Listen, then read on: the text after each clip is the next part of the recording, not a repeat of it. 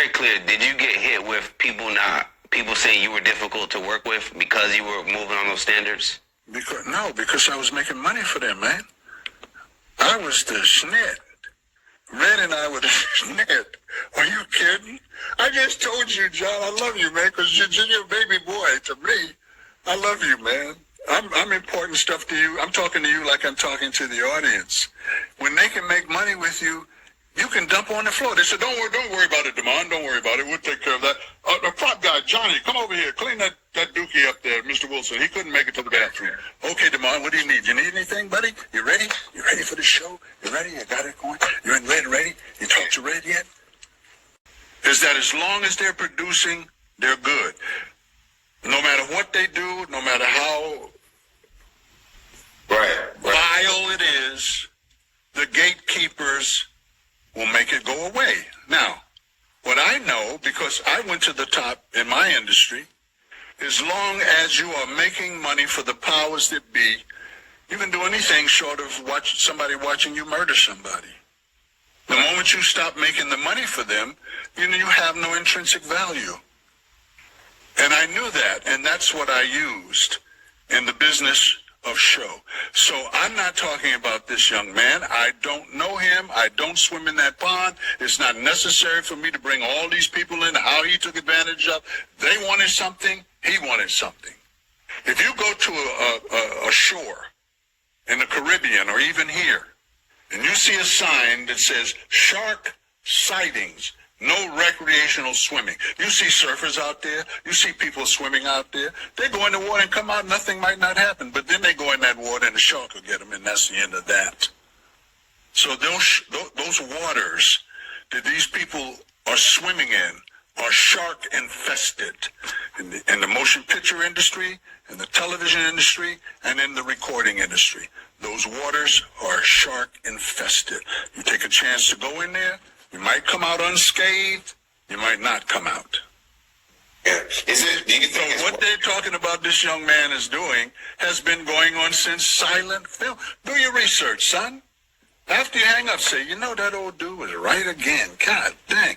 Because I'm from that era. I know the history of the industry. The thing that this young man is going through could be, they have a ritual, an embarrassment ritual, a shaming ritual. Right, but let me ask you this, because with that statement, you said this could be a shaming ritual.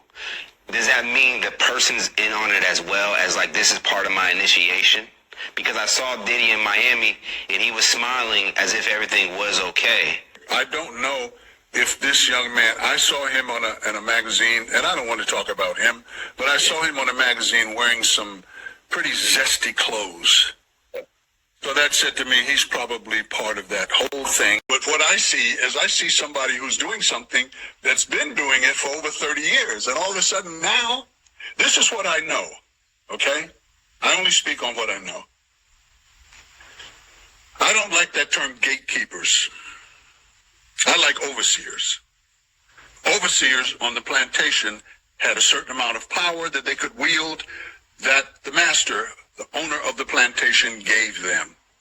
And many of the slaves purportedly feared the overseers more than they did master, because they wanted to maintain and keep their status. Listen to what I'm saying and look at what's happening.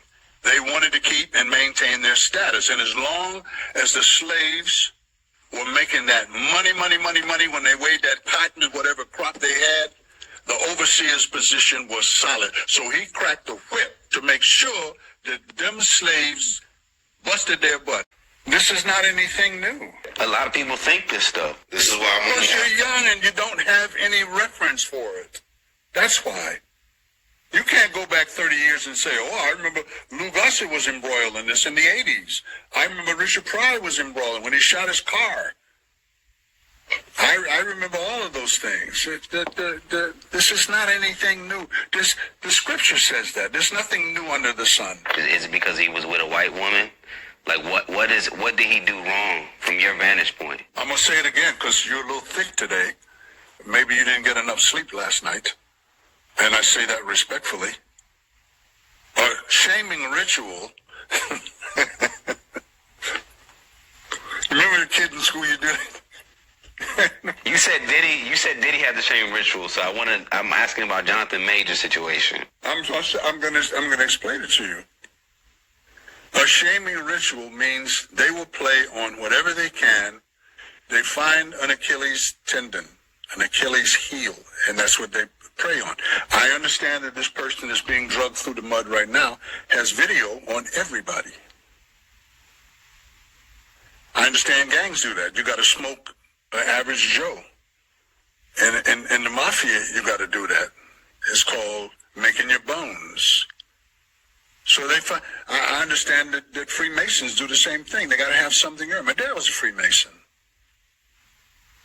He told me about men laying in a coffin naked, jacking off, and telling their secrets.